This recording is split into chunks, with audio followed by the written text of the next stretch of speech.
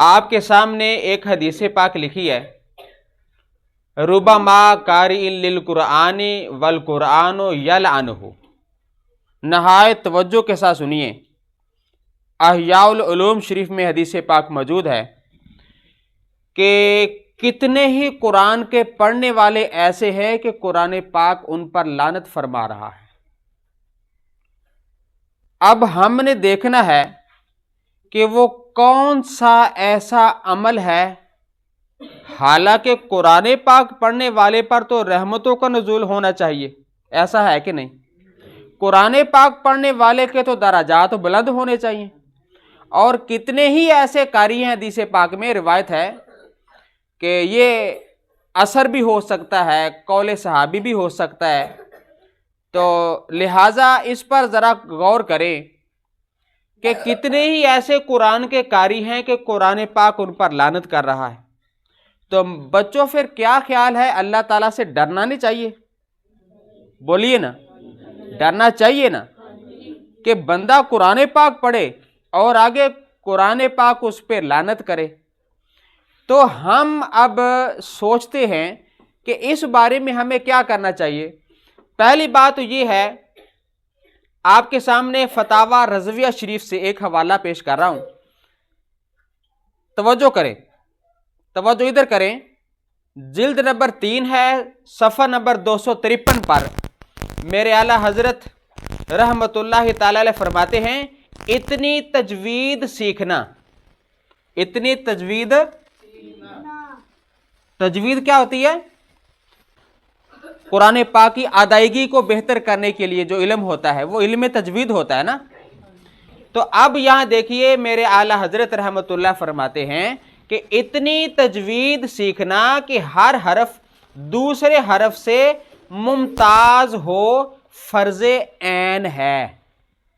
جس طرح ہماری نماز ہم پر فرض عین ہے، اس طرح یہ علم سیکھنا بھی فرض عین ہے۔ اس کے بغیر اس کے نماز قطعاً باطل ہے۔ اس کو قرات کا نہیں پتا، الحمدللہ غلط پڑھی جا رہا ہے، تو اس کی نماز باطل ہے۔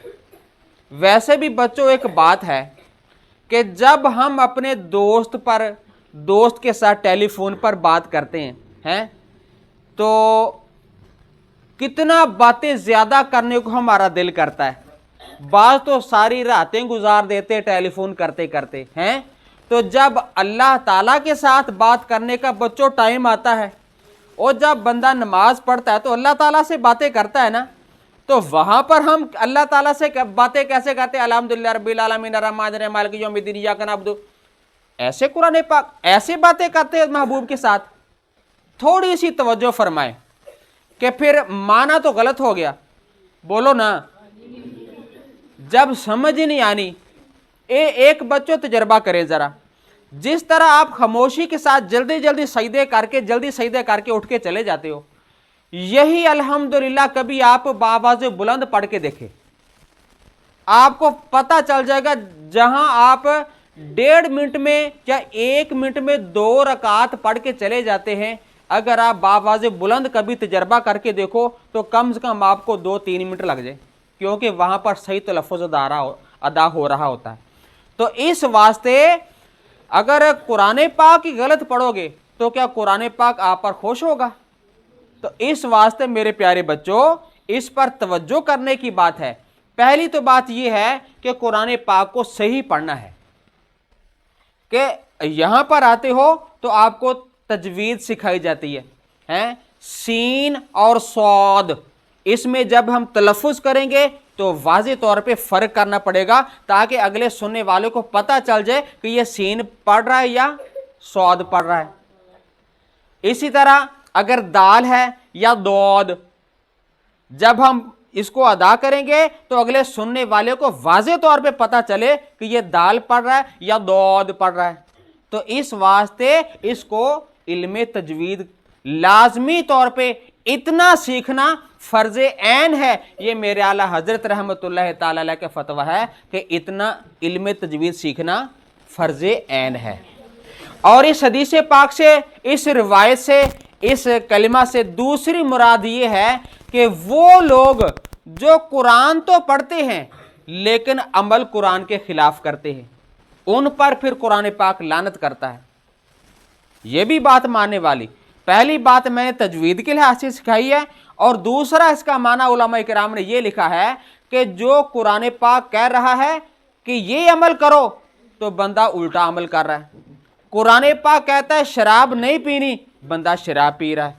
قرآن پاک فرما رہا ہے حرام نہیں کھانا، بندہ حرام کھا رہا ہے، تو پھر لعنت ہی ہونی ہے۔ تو یہ اس کا دوسرا معنی ہے۔ تو میرے پیارے بچوں، آج کے سبق کی سمجھ آگی کہ نہیں، کہ اللہ تعالیٰ کو جو قرآن لعنت کرتا ہے، اس کے دو مطلب، بڑے سارے دو مطلب ہمارے سامنے آئے کہ نمبر ایک اس کو پڑھنا صحیح طریقے سے ہے، اور نمبر دو کیا معنی ہمارے سامنے آیا کہ جو قرآن کہتا ہے اس پر عمل بھی کرنا ہے۔ یہ دو ہم نے آج معنی پڑھے ہیں۔ اللہ تعالیٰ کے دربار میں دعا کرتے ہیں، یا اللہ ہمیں قرآن مقدس کو پڑھنے میں بھی صحیح تلفظ کے ساتھ توفیق عطا فرما، اور قرآن پاک کے احکام پر عمل کرنے کی بھی ہم سب کو توفیق عطا فرما۔